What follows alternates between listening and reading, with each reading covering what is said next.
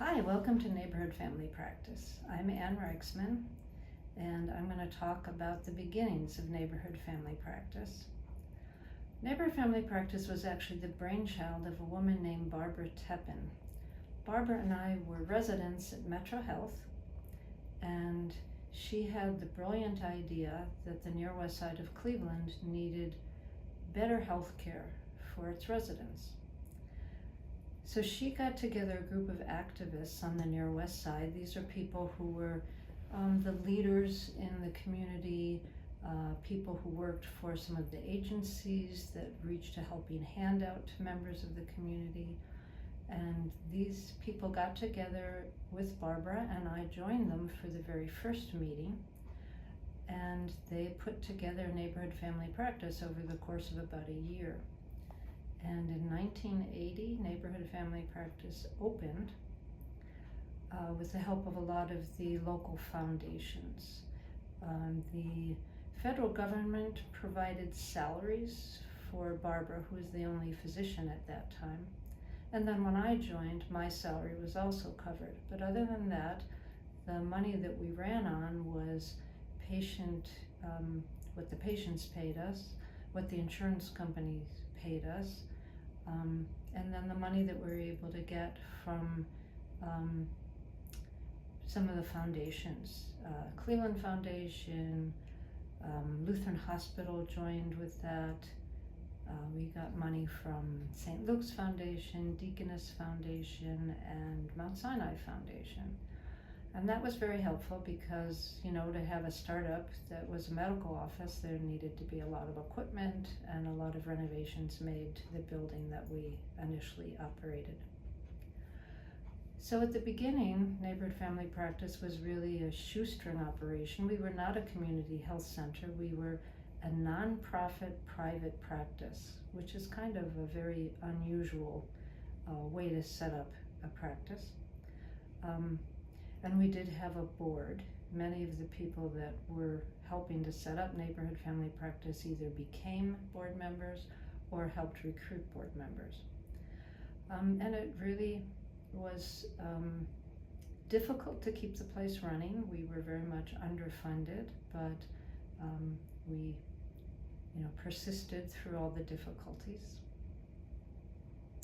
After about 5 years, Barbara got married to a guy who lived in Akron, and she tried commuting up from Akron, and that didn't work out so well. It was a very long drive and very, very traffic full, and it really led to a tremendous number of burnout type symptoms. And so Barbara decided that she would go on to what her initial dream had been. Actually, she had planned that she would work in a community for 5 years and then would work in a residency program and then would move on to occupational medicine. And she, in fact, followed that dream and had a wonderful career that way. But that left me here at Neighborhood Family Practice being the medical director with not an administrative bone in my body. So we were in for a lot of challenging years. Fortunately, I had great administrators working with me.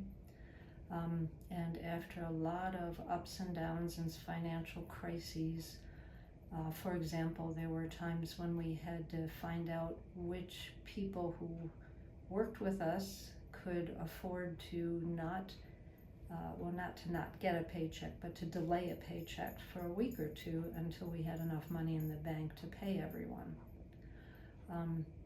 And so Sally Tatnall, our executive director at that time, said, we've got to do something, and the best thing to do is to try to become a federally qualified health center.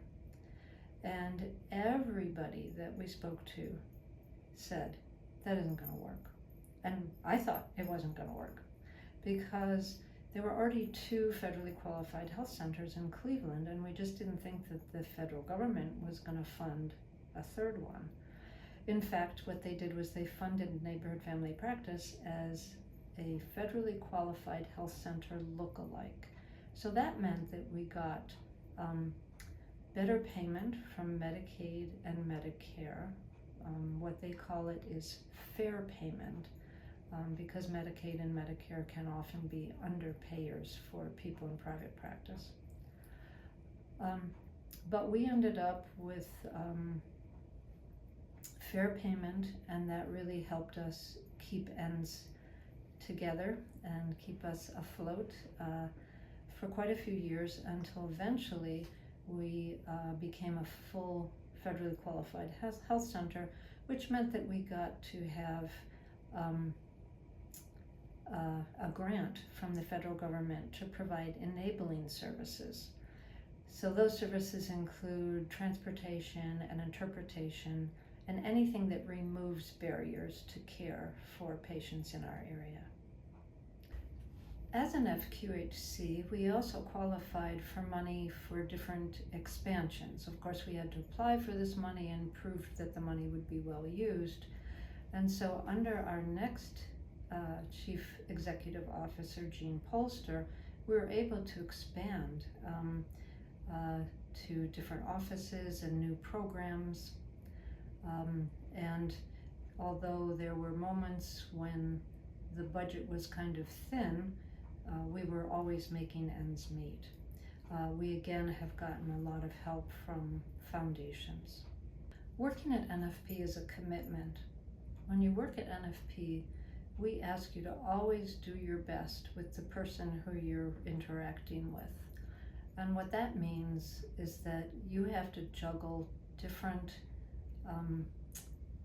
priorities. So, for example, say that a scheduler is trying to make an appointment for a patient.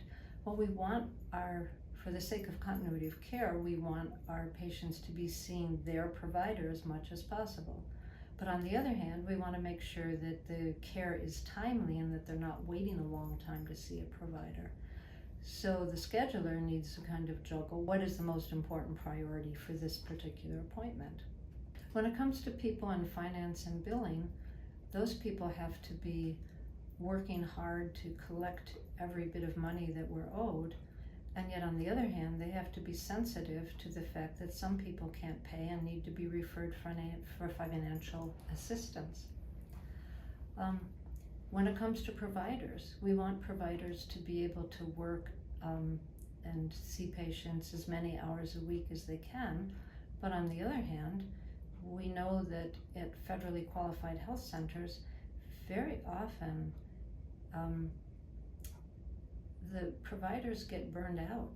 It's a very heavy schedule with patients who have multiple problems, and the intersection of the medical problem and the social problem and the financial problem often creates a tremendous amount of difficulty.